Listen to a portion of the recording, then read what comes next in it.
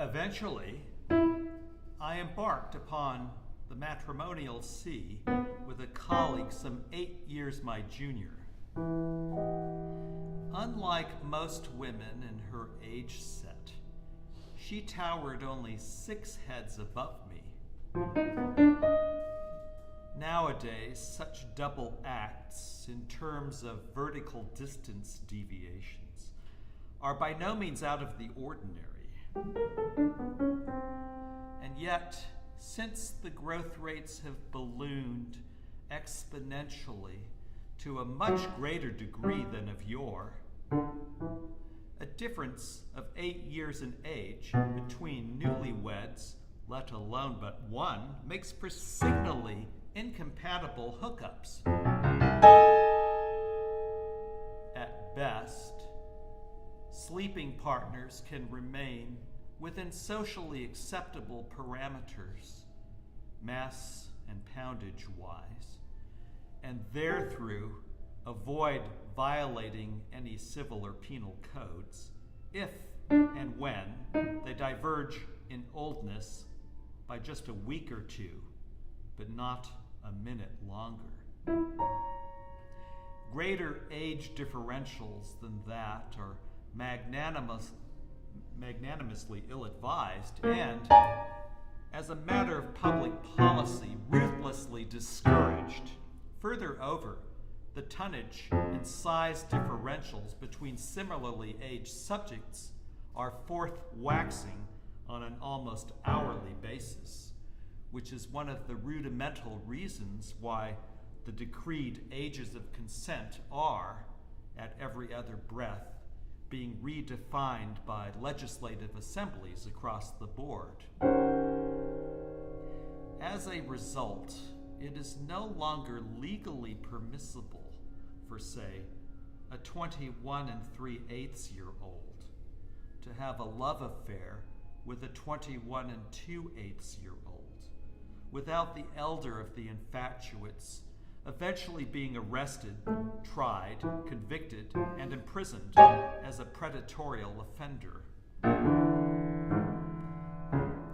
Every now and then, these so-called offenders will get their necks cracked or be forced to take the electric cure as a tit for their tats or a tat for their tits, as the case may be. The pernicious bêtise of such laws becomes unconfutable the very instant one witnesses firsthand the actual size discrepancies between the parties in question. In the hypothetical case described above, the purported offender would in sooth pose little more of a threat to the alleged victim than a mosquito-sized paramour that buzzes sweet nothings into the auditory apparatus of its dearly beloved. The sort of threat that a well-synchronized SWAT could effectively subvert with no need whatsoever for all the penological bafflegab and legalistic mumbo-dumbo ordained by daft prima donnas and robot dignitaries sturdily ensconced in the dregs of the judicial bureaucracy. Which is why the vast majority of online dating services nowadays tend to focus their energy and resources on procuring testimoniums, affidavits, depositions, etc., vouching for the accuracy of their patients' or clients' declared dates of birth, which, if so ever possible, they nail down to the nanosecond, instead of taking heed of the more time-honored factors pertaining to a prospective couple's ties of affection and compatibilities, i.e. social class, educational background, credit ratings, politico-religious affiliations, criminal records, ethno-cultural roots, sexual perversions, and so on.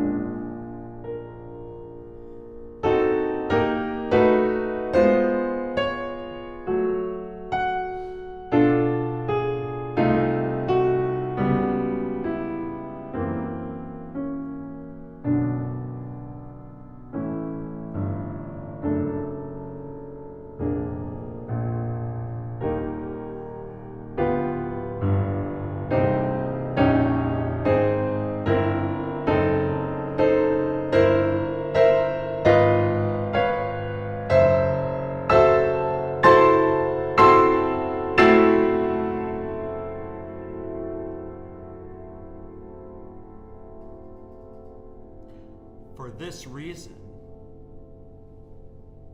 it is by no means out of the common to encounter fantastically incongruous couplings on the order of, say, ingordigious gold diggers who end up ankling up the aisles with out-of-pocket deadbeats, or, say, professional performance artists from the Soho who land up joining the household brigade with devil scolders from the Bible Belt, or, say, French social theorists who lecture at the Sorbonne, who wind up going domestic with trailer park trash from J Country, etc. Once a splice is effectuated, parties from both sexes are imprevaricably grateful to find partners who match each other's physical size, if nothing else.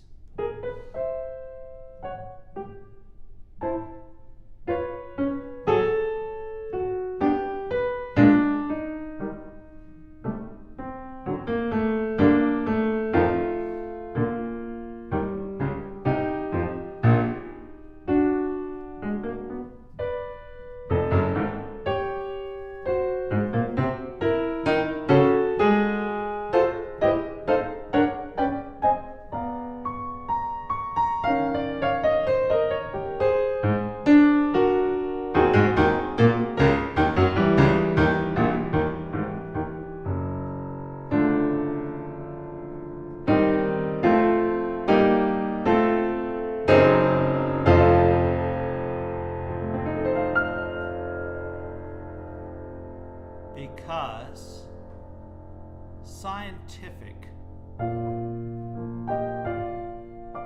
and technological advancements in the medical and nutritional domains have produced bigger and healthier children,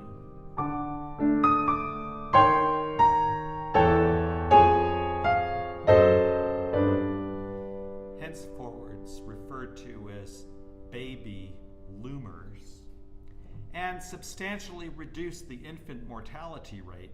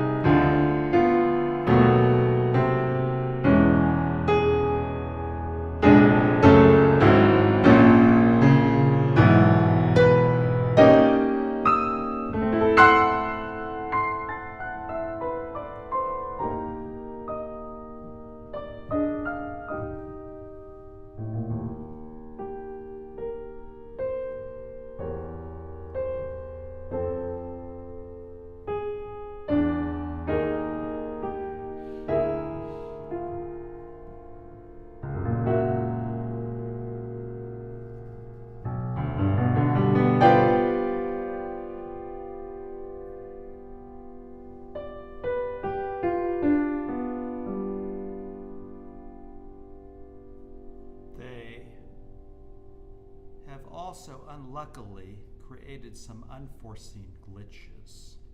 Initially, a pronounced escalation in labor pains amongst women became manifest, but after a point, mothers' wombs in every clime and their whole bodies, in fact, evolved into mammoth eggshell-like integuments. Their dermy, muscle fibers, entrails, and bones would crack open when their offspring pipped, so to speak, rendering a woman's chance of surviving the throes of childbirth scant at best. This entailed the government-sanctioned super-insemination of younger and younger creatures, oftentimes well in advance of their ripening pubescence, by means of minimally invasive, accelerator-controlled cyber-robotic phallicizers, or, if stated as a preference in notarized affidavits signed by their legal guardians, through the instrumentality of long-standing prescriptive copulatory and or fornicacious methodologies, since the growth rate proliferation amongst children had by this time far superseded that of childbearing women. Eventually, it became impossible to keep up with the Joneses, as it were, so fetuses were aborted straight upon conception and kept alive in mountainous incubators in the backlands of Lower Slobovia and beyond. A few years later, thanks to the miracles of modern medicine, a surgical procedure was developed whereby genetrices could be disengaged from their fetuses, and the fetuses, more suave and sophisticate in carriage than their second millennium counterparts, would occasionally be given the option of remaining attached to their genetrices, especially in cases where the onclings, as they were styled, were deemed to be mentally deranged or incompetent, so as to retain them as motile or elsewise disboweled, condited, taxidermed, and or mummified trophies they could show off to their playmates. For a time, mother dolls became all the rage amongst teeny boppers and, consequently, objects of the green-eyed monster, a modern form of penis envy, if you will. Nevertheless, mothers' rights activists groups eventually got their way, and mothers across the land were thence granted the privilege of choosing for themselves whether or not to stay umbilically connected to their offspring, unquote.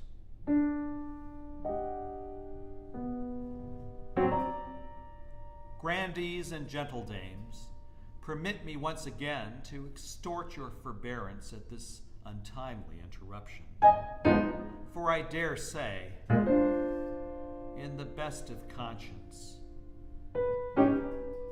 that I would be sorely remiss if I neglected to make mention here of the latest research by distinguished scholars from the ex-Dusseldorf school, outpointing that during the late VCR period, many activist groups, such as the United Mothers Front, were militantly organized to tilt at the windmills of 21st century society and its ubiquitous collar and wristband morality.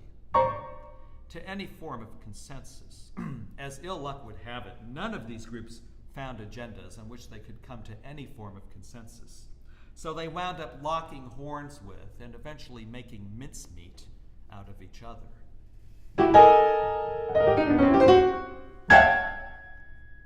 Thank you for your patience. I shall now resume where I left off.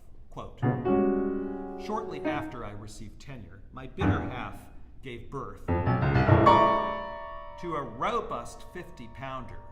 It goes without saying that she had to undergo a cesarean section of sorts. In those days, however, parasitomists performing such operations were obliged to cut through considerably more than just the walls of a childing woman's abdominal organs and uterus. Not only were they under perennial constraint to incise humongous blads of swollen tissue from tip to toe. But more often than no, they'd have to dismember mothers-to-be from the cervical vertebrae downwards, then reassemble their parts once the deliveries were made.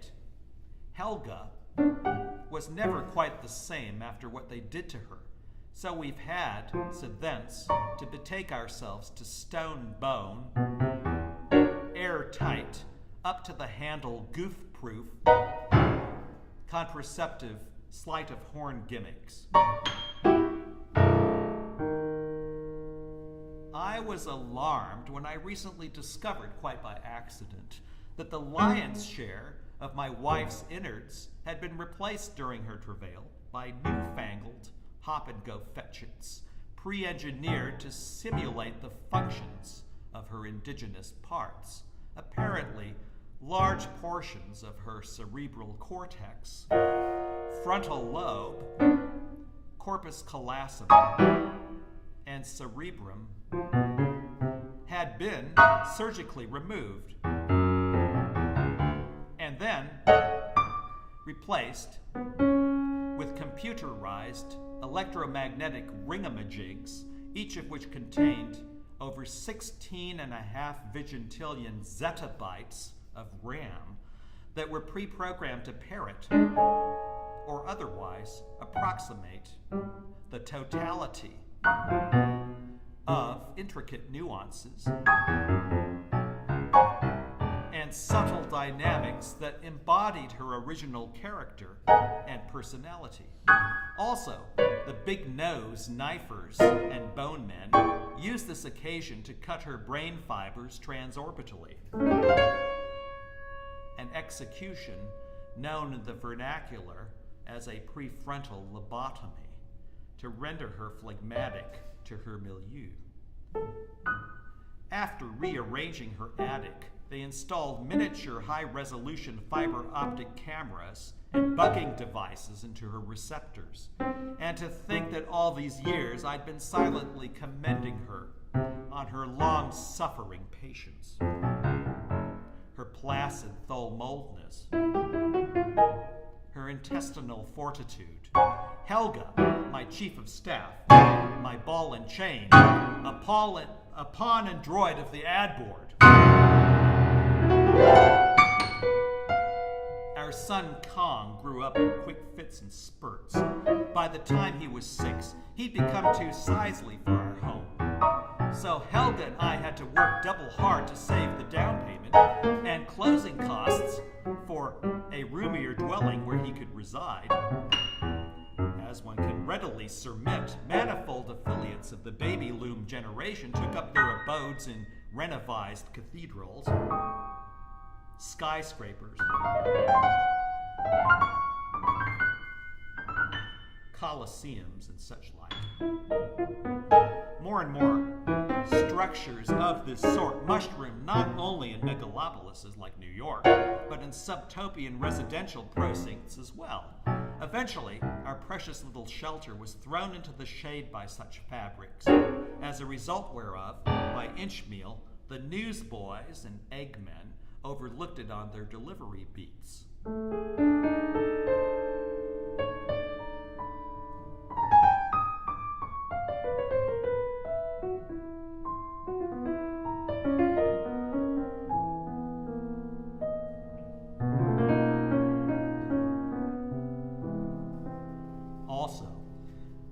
Many of our most valued friends and acquaintances drop by less and less on account of the incredible frustration they feel trying to pinpoint the whereabouts of our crib.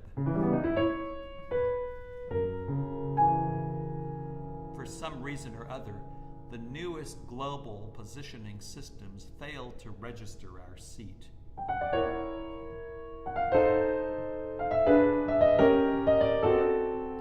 Shortly after Kong was married, he hired a contractor to convert the tumble-down doghouse in his yard into an apartment complex where Helga and I and others from our age set could reside.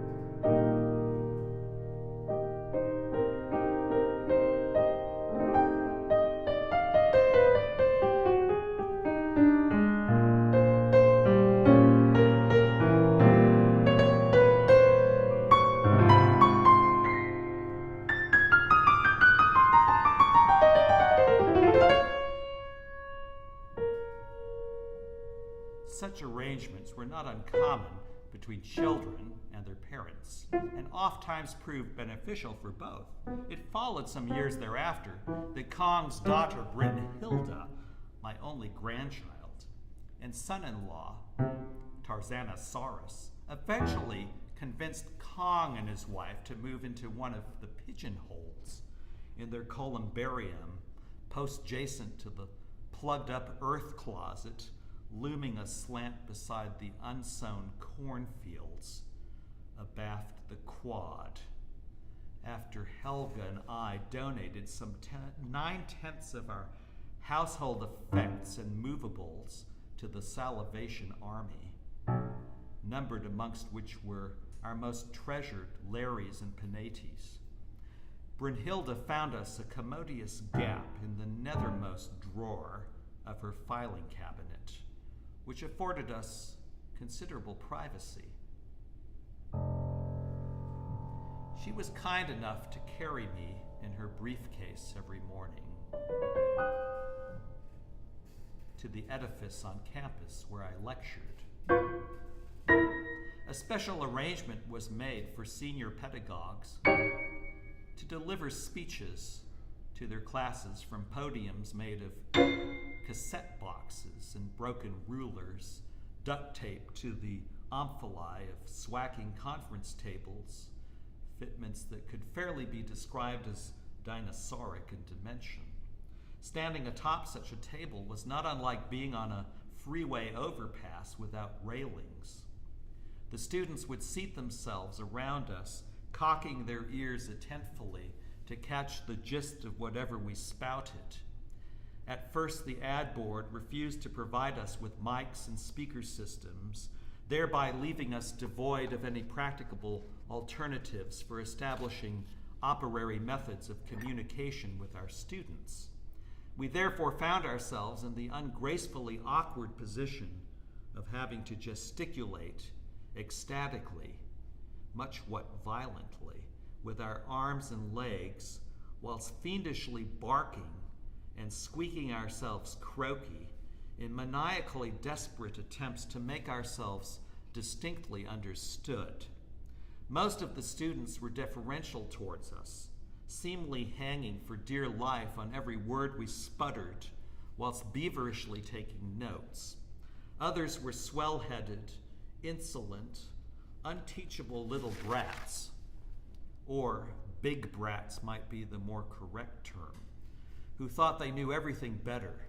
They'd flash their wide-ribbed physiques in the course of pettifogging endlessly over the most picayune pedanticisms. Still others were lazy good-for-nots who neither turned in their assignments nor showed up for class. Although I gave the latter group only barely passing marks, it didn't seem to faze them much. In fact, I began to harbor grave misgivings that my reputedly coveted position any longer held much swinge or prestige in the department. It appeared that an execution of administrative officials from the deputy provost's office, as well as a constituency of vote-casting members from its many and various vigilance committees, only kept me there for the sake of political expedience. I had, after all, 2 Nobels and 3 or 4 Pulitzers under my belt, and I suspect they looked upon me as a fading old fud they'd soon get rid of. The only thing withholding them from awarding me my walking papers was some fly-by-night legislation passed to protect the rights of little men like myself. The tension and frustration greatened even more as I grew older.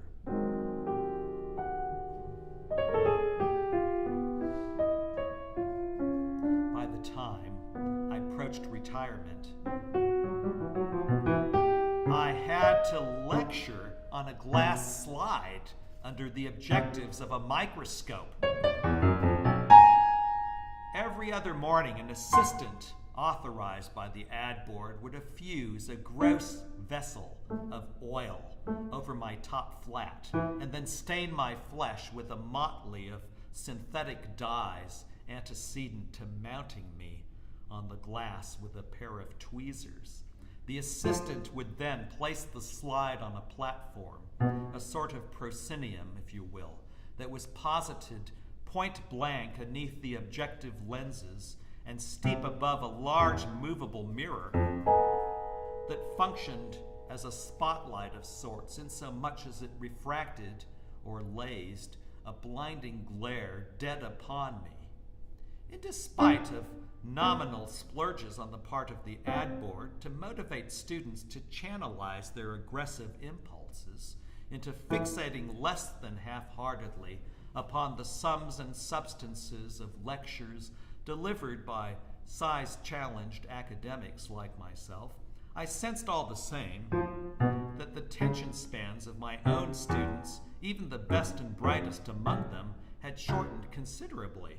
But it was difficult from where I was deployed to gauge whether or not they were actually listening to me.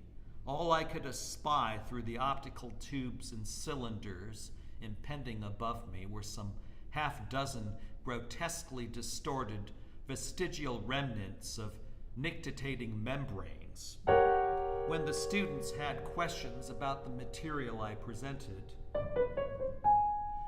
they would bat their lids through the eyepieces in Morse code. An ad hoc committee from the deputy provost's office beteemed me a swiveling searchlight replete with flappers and company, with which I was in charge to respond to my students' queries in the selfsame cipher. Such modes of interaction between teachers and their protégés, I could not help but remark, proved to be far less expedient than those whereunto I'd become acclimated as an undergrad. Shortly after retiring from my spot at the U, my granddaughter Brunhilde had her firstborn, a bouncingly robustic suckling about the size of the World Trade Center. He was baptized Trogzilla. When Trogzilla finally married and settled down, Brunhilde and Tarzanosaurus were consigned to a chicken coop in the Outgarth, and Kong and his wife to the cash drawer of a tall boy in the guest closet. Because Helga and I were relatively minuscule in frame, to modern eyes and sensibilities all but indistinguishable from a bifold fleck of grunge, it was difficult to find a locale where we wouldn't be blown into oblivion by the cyclone-forced thodes, gusts, and blasts. Notwithstanding through the good offices of our son, who in turn relied on his connection to his daughter, we were able to secure comfortable new quarters at the bottom of a classic inkwell-style pepper shaker that was capped and footed in brushed silver-gray metal and had walls of clear glass tastefully embellished from the ground up with an ornamental motif of plum-colored and salmon-pink flamingos. Contained in the nethermost compartment of this utensil was a provisionally deactivated, case-hardened steel pepper-grinding mechanism that initially gave us pause, but as yet proved to be comparatively harmless. Our spanking new accommodations were within spitting reach of a way bigger than barn-sized microwave oven. Fortunate for us, the caster in which we were housed was scarcely ever used, let alone replenished, on account of Trogzilla and his family taking their meals out most of the time. On the few ceremonial occasions they chose to stay home for dinner,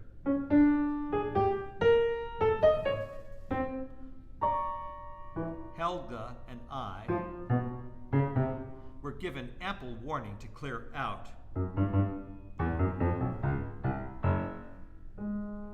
Happily, neither of us suffered from allergic disorders of any kind, so the pervasive nose-tickling tang that diffused from the cayenne and peppercorns, what with our incessant sneezing fits, prevented our sinuses from overclogging.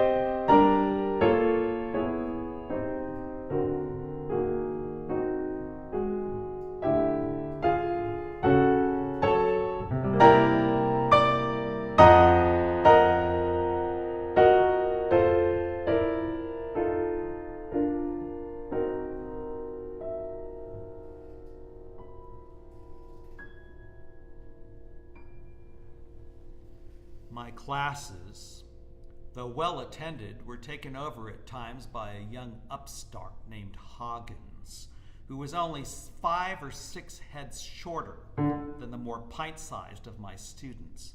Evidently, he had been appointed by the regents on account of some backhanded, nepotistic maneuverings by affluential members of his tribe, not to mention the scratching of an itchy palm here and there.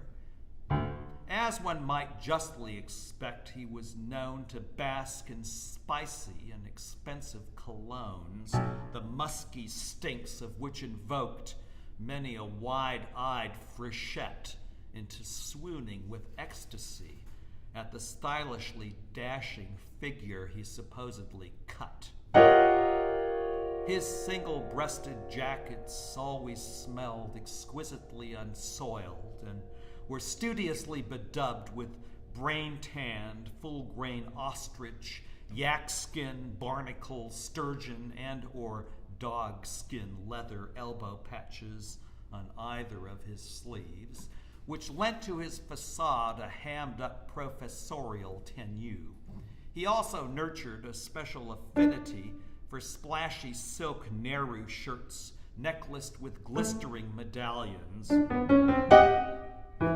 and other spangly pendacles and bijouteries, which lent to his fucus and assiduously cultivated proto-neo-nouveau beatnik deport that my students thought cool, yet which I found insufferably nauseating. At times I felt uncertain whether the heed conferred upon my own talks by those in attendance was out of a genuine interest in the subject matter or out of a more clinical interest in my insectile physique. Every now and then I had to dodge a dissecting rod and, in some instances, had to huddle for hours aneath the lectern to avoid being skewered.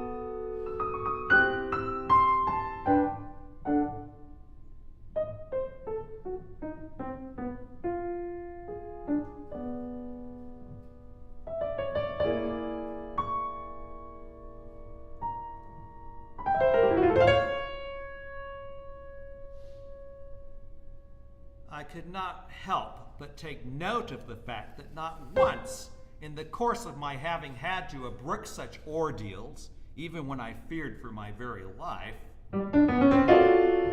did Hagen so much as break a sweat, much less lift a finger in my behalf.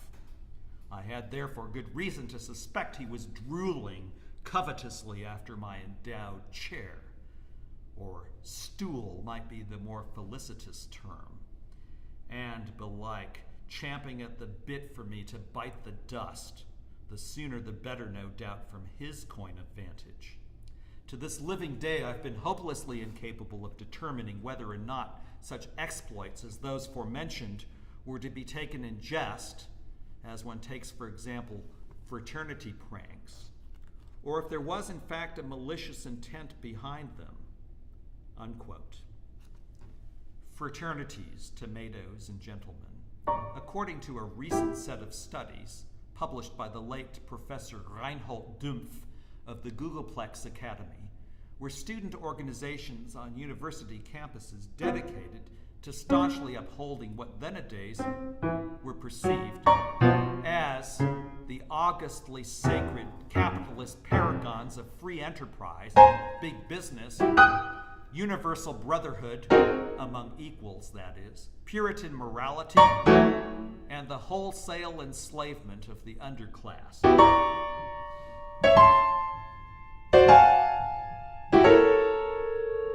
Having sufficiently traversed the territory of that wary topic, let us now continue with the one at hand, to wit, the melancholy mindings of our precious little hero. In any case, quote, in any case, ghastly rumors were afloat that some of my senior colleagues had been stapled to death, lacinated with paper clips,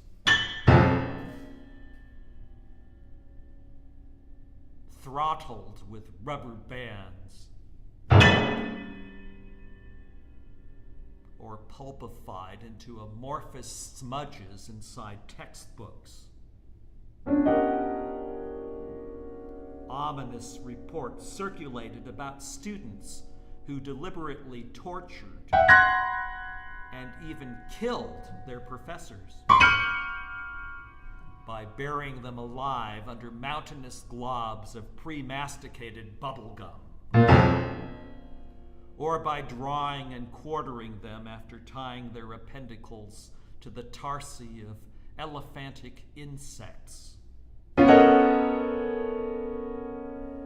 each of which would have had its own uniquely specific agenda of an improvaricably insurrectionary virgincy.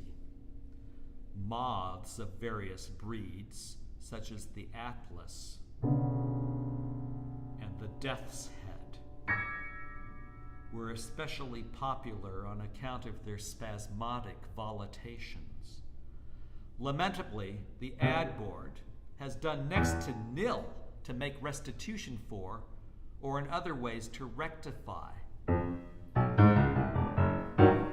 such niggling annoyances.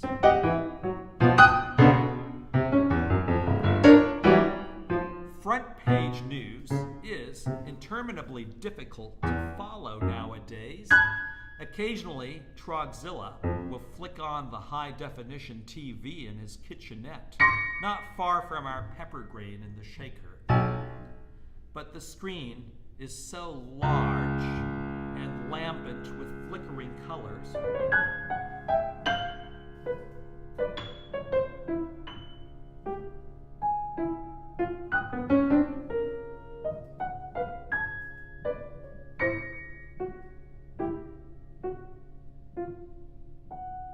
it's nigh-what impossible to diagnose any of the images upon it. At best, I'll catch an earlobe, a fingernail, a rosary bead, or such like. Yet, making out the contours and profiles and patterns of such things is only effectable on clear days. Normally, The flashing colors on the screen are so bright, and the noise so deafening. We have to hole ourselves up downstairs in the ant raid shelter whenever it's on. Trogzilla. Professing a childlike faith in our existence, though never actually having laid his eyes upon us, was kind enough through his mother's impetrations to place the front sheets of the newspaper flat upon the kitchen floor every morning so that Helga and I could peruse them. The process of browsing through the paper, however, was not only time-consuming, but also quite fatiguing, since scanning the headlines required making rapid strides back and forth for a distance of not less than 200 city blocks, a span commensurable with at least 3 times the longitude of Central Park. That is to say, the Central Park I remember from my dancing days.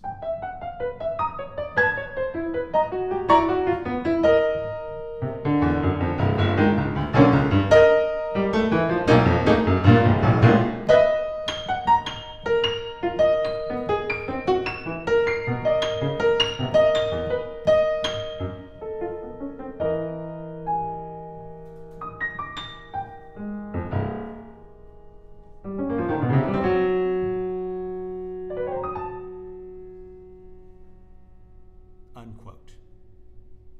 Permit me to interject here, fannies and muscle men, that Central Park, forth the luminously pennable scholarship of Professor Pelvin B. Platypus of Snood College, was a fortified sanctuary for righteous and upstanding citizens of ancient New York on the Hud, where one could seek refuge from the cannibals that were known to manstick for game in the enveloping precincts. That said, let's go on. Quote, to further encumber matters, one had to possess exceptionally sharp retention skills to recall the uppermost section of a paragraph so as to ally its meaning with the bottommost portion. Sometimes I would forget the first clause of a compound sentence while reading the second one, or I would become so deeply involved with the parenthetical elements, overlapping and otherwise, that I'd forget the original predicates and subjects of the sentences they were explicating upon, amplifying, or digressing from. The things I dreaded most were antithetical and complementary elements, elliptical constructions, and non-restrictive dependent clauses, and my heart would sink at the sight of dashes, semicolons, or, heaven forbid, double brackets. If one lost the gist of the article one was reading, it became necessary to backtrack a mile or two to review it. This was more ungainly than one might expect, for while one had to concentrate on distinguishing the contours of the letters, one also puffed and panted from racing like the wind the whole time.